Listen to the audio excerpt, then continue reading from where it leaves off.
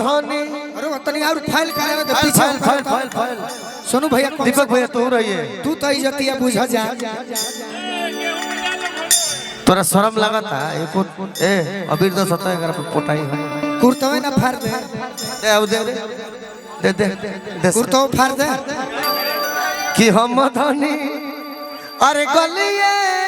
में खा सिपाही है तो कबार ले हटा हटा तो किरण हटा हटा कोई बोलता ही रे और सिपाहिया नजरियो ना मारे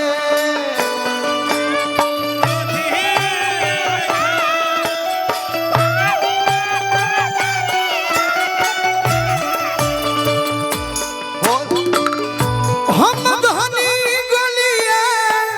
में खाड़ हो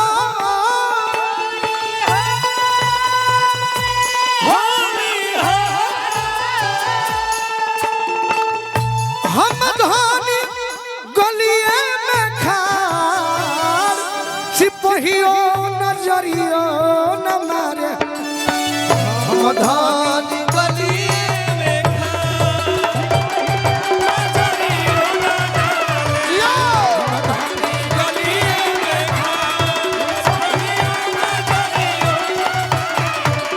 उठा उठा सोया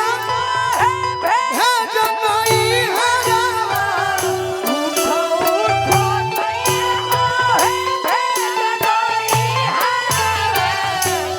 घरवा में काम करे लहुरा देवरा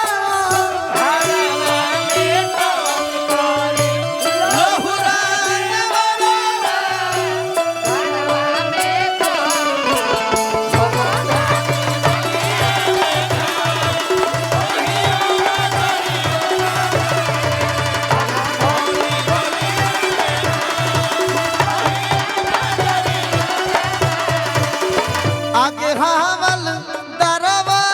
पीछे बा जमीदारवा चौकीदारवा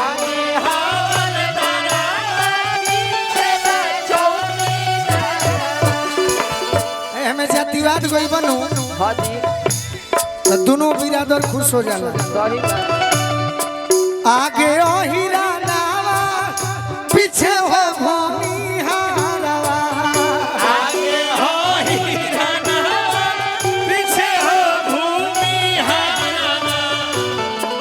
लेकिन दीपक भैया दू को भाई मिलके ए रिश्ता और ए दूरी के बहुत दूर भगा दिल भाई हमरा पुतुल भैया हमने के आसो पास नहीं के बबुआन हाँ हमनी के सबका खाती है ओ डॉक्टर ई माजा खाती भइल है माजा खाती ई हम दोनों भाई तीनों भाई मिलके बबुआन अहिरान और कुछ कहला रे पासवान ना भूमिहार अरे सब अपने हाथ सब वो हाँ, सब अपने हैं वो बहुत दूर जा चुका है इसलिए हम लोग आते हैं आगे हावल दरवा पीछे बजो दरवा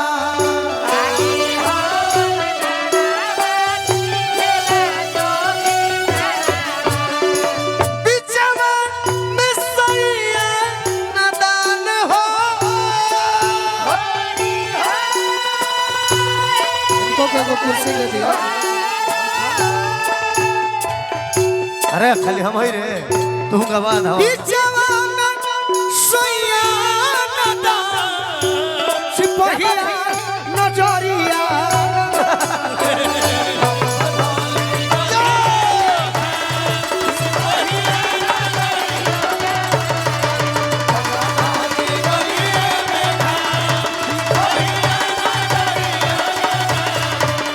हम धन गलिए में खा सिपाहिया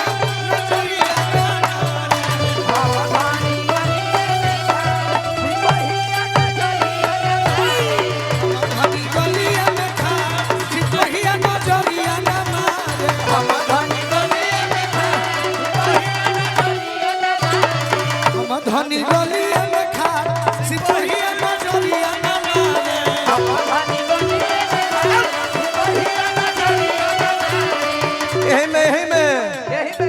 खेसारी भैया के लागुल है पानी बिना सूखा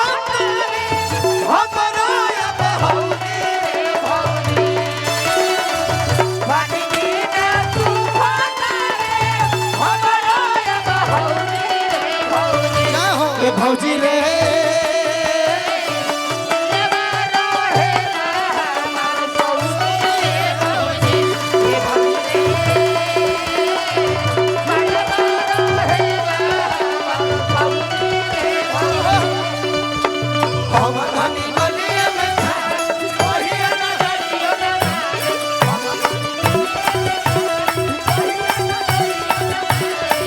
अभी चंदन बोल लड़का के बाबा गोरख यादव बाबूजी की ओर से आशीर्वाद मिलल बा। बाकी चंदन देखे को लय लोगवा चाहता अब फरमाइश आई बा माइनर बा माइनर बा माइनर बा अरे कोइले बारू हीरो से प्यार ए गोरी होई जाई लफड़ा गोरिया अरे कोइले बारू हीरो से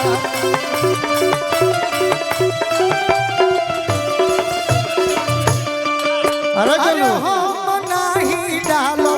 जय मालो दादा तोरा में शाहपुर विधानसभा हेलो मिनी विधायक संतोष भैया बाबू हमार खड़ा बड़ा दीपक भैया खड़ा बने तो वो गाना कैसे छूटी कैसे भाई हमरा विकास यादव जी ठीक करेला फुटनिया होए बबुआ लालू जी के देनिया समित टेंट हाउस बहुत बहुत आशीर्वाद विकास यादव जी वही में तनी समार है जख्मी के लिखल गीत था सुरेमन सिंह जी आशीर्वाद दिले बनी जेलवे में भइल जेकर जनमवा सुनले हो खबर जादू जी के नाम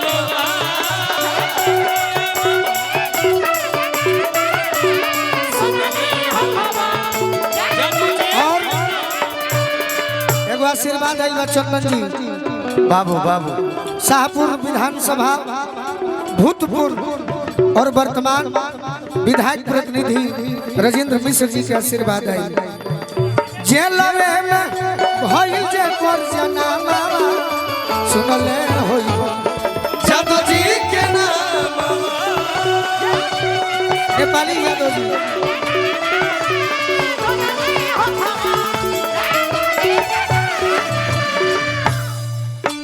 सब गीत का संज्ञा और संवरण हो गया उसके बाद एक गीत गा के क्योंकि समय का बहुत अभाव है और हम दोनों भाई प्रस्थान करेंगे प्लीज सदा आनंद रहे यही द्वारे मोहन खेले होरी हो